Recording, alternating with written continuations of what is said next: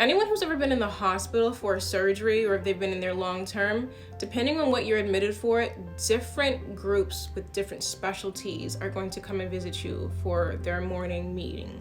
When they start making their rounds based on what you're in there for, you're gonna have a bunch of different doctors and the residents, and then like the practicing students, the practicing doctors in and out of your room. When they don't communicate with each other, they are going to come in and tell you very conflicting information, one department from the other, which is very frustrating. So there were days where they would come in and say, hey, you're going to be discharged today. And then there would be someone else coming in from another department with another specialty saying, you're not going home today. It was very annoying. And he shared the same frustration with me, which made me kind of really feel like he genuinely was concerned about my well-being and my health, and genuinely cared about how I was being treated as a patient. If I was in my hospital bed and I had my bed alarm on, or I rung my bell and no one came for a long period of time, he would get up and go to the nurse's station and go find my nurse to come and do whatever it was I needed done. And it was nice having someone physically there be that supportive and consistently be there. There wasn't a single day or a time where he didn't communicate or wasn't there for me. And I really, really appreciated that, because it was an abnormal thing for me throughout my life experience in any circumstance. So he told me that when I was discharged, he wanted me to call him so he could come and pick me up and take me home. The morning that I was told I was officially going to be discharged and I could go home, I did let him know, but they didn't discharge me until like 5 p.m.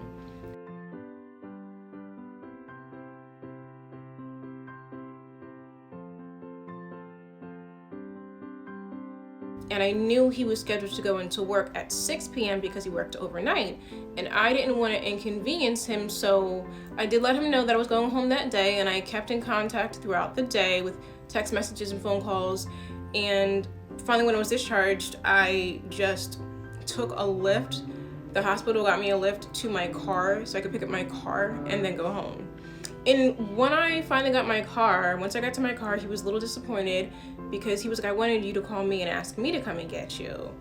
I told you to. And I was like, I really just didn't want to bother you because I knew you had work anyway. Like, I'm not going to make you late for work when I am completely capable of getting to my car and driving and getting home. And he was like, that's not the point. He said, I would have made arrangements for work. I would have either called out or I could have gone in later.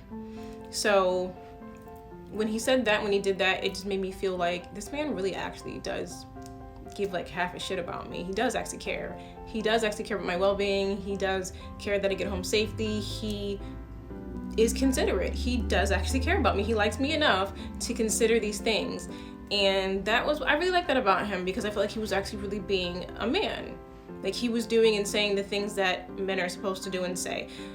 Some of it was definitely not expected, just because everything was so new and we were just dating at that time, but it was very well appreciated. After I was discharged, about a week later, we stayed overnight at a hotel in Cherry Hill called the Crowne Plaza. Ultimately, the reason why we went to the Crowne Plaza to spend the night together is because we both have children. As you can see in this text message, he mentioned his daughter was going to be home, but also that his kitchen was being remodeled as well. So it would be ideal to go to a hotel. Take your time to read all of these, and please remember the dates. This is going to be very important moving forward. As you can see at the top of almost all of these documents, you can see the date, the time, the location. This is the exact outfit that I wore to the hotel for our night together.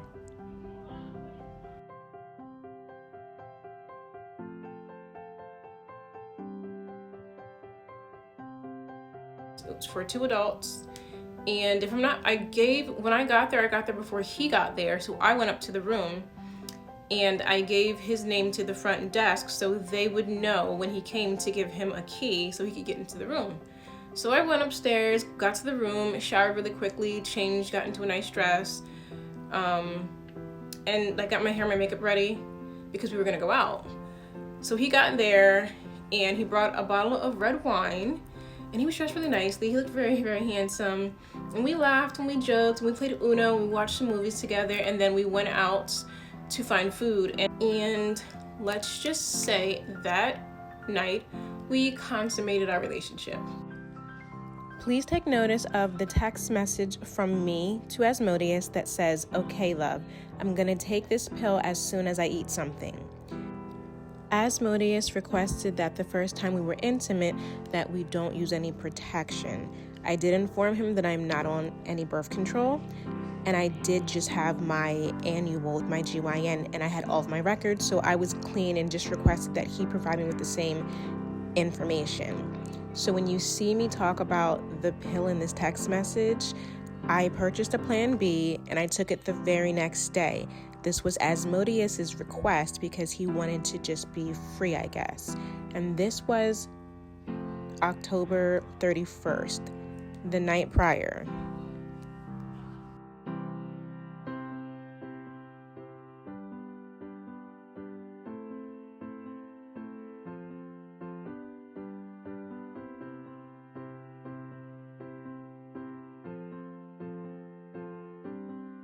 And our relationship began.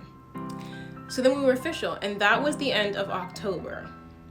So we dated in September, had some day dates and, our official first date, and then by October we were in an official relationship, an exclusive relationship.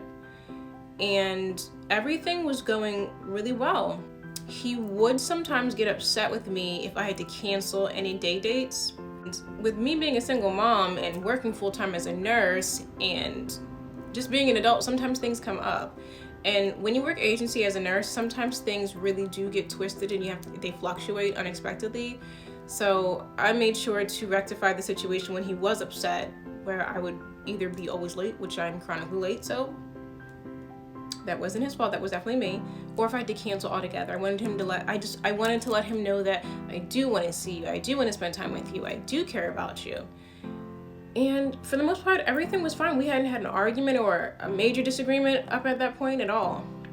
He met my sister, and they exchanged numbers, and they would even text from time to time. And my sister would always call him brother-in-law or big brother because he's older than my sister. And she adored him.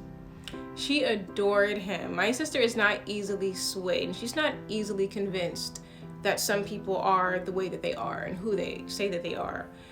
And she was like, "I think you found the one." And I'm just like, we'll see.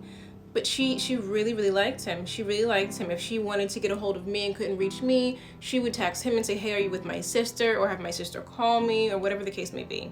So he had an open dialogue with my sister. She had his number, he had her number, and obviously we had each other's numbers and we communicated and whatnot.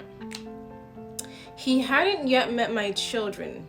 I thought it was too early, which is totally fine and understandable. And so we'd never talked about the kids and when they would meet and all that stuff because it was still very, very early and it was still very fresh. In November, I moved into my apartment. I relocated and he helped me move in. I gave him a copy of my key.